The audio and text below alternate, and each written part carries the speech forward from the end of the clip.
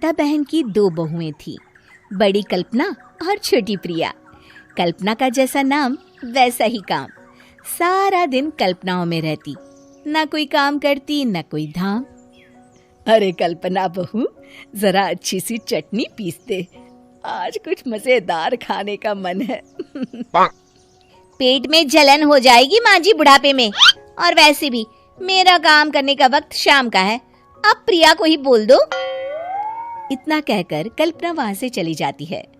कांता कल्पना के ऐसे रवैये से काफी परेशान रहती हैं। मैं बना देती हूँ माँ चटनी, ऐसा बोलकर प्रिया माँ को चटनी बनाकर प्लेट में खाने को देती है कि तभी वहां कल्पना आ जाती है। अरे वाह चटनी, जरा चख कर तो देखूं, बड़े दिन हो गए। अरे नहीं बहू, तू तो रहने ही दे चटनी खाना, पेट में जलन हो जाएगी।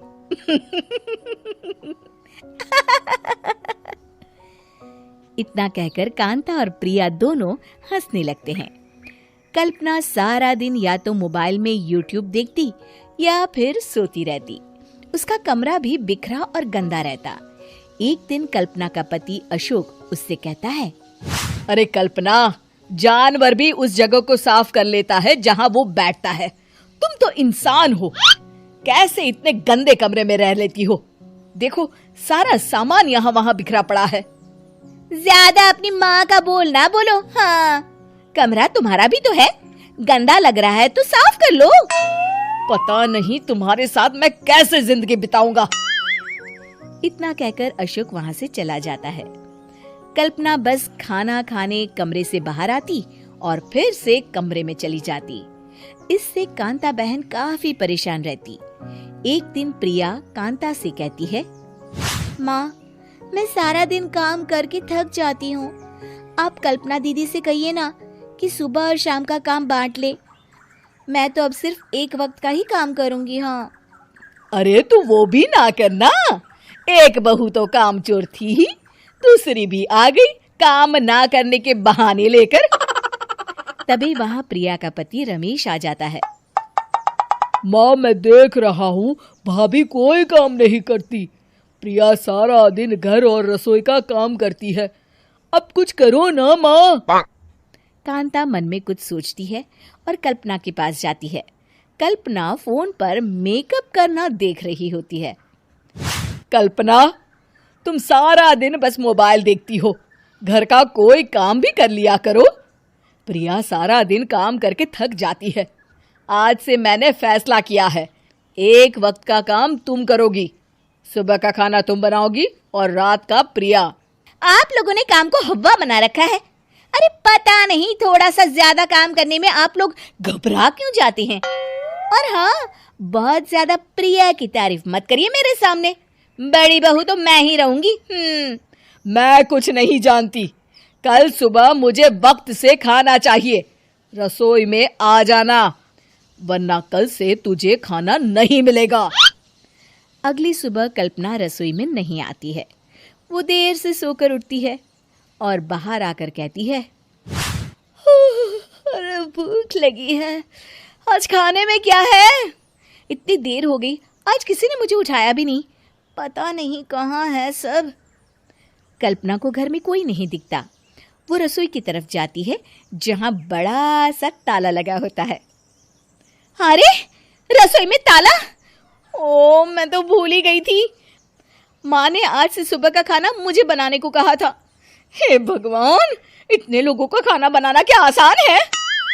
तभी घर के सारे सदस्य बाहर से वापस आते हैं। वाह माँ जी, मजा आ गया छोले भटूरे खाकर। मेरे मुंह में तो अभी भी स्वाद आ रहा है। अरे कल्पना, तेरे भरोसे रहते तो हम तो भूखे ही रह जाते। कल्पना को बहुत गुस्सा आ जाता है। अब बहुत हो गया, आज से मैं अपनी रसोई अलग कर रही हूँ, मैं अपना खाना खुद बना लिया करूंगी। कल्पना अपनी रसोई अलग कर लेती है, पर आए दिन उसका देर से उठना और काम न करने की आदत से वो भूखी ही रह जाती थी। उसी के सामने घर के लोग अच्छे अच्छे पकवान खाते और कामचोर कल्पना को जैसे तैसे ही खाना बनाकर खाना पड़ता। पर एक दिन तो हद ही हो गई। माँ, दीदी आज सुबह से कमरे से बाहर नहीं निकली, हमें जाकर देखना चाहिए। सो रही होगी कामचोर कहीं की, पर तुम कहती हो तो चलो देख लेते हैं उसे। कल्पना कमरे में पेट पकड़कर बैठी होती है। हाय मेरा दर्द, पेट दर्द के मारे मर रही हूँ मैं।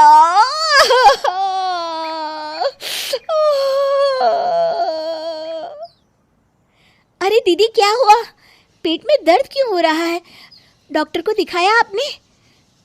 माँ। कल्पना खड़ी होती है और माँ जी के पास आती है।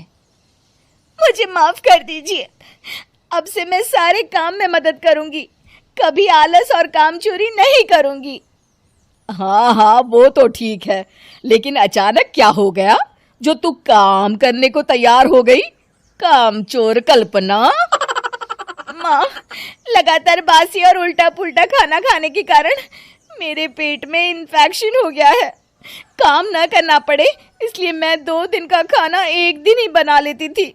बासी और खराब खाना खाने के कारण लेने के देने पड़ गए। पेट में दर्द हो रहा है। चलो अच्छा हुआ, देर आए दुरुस्त आए।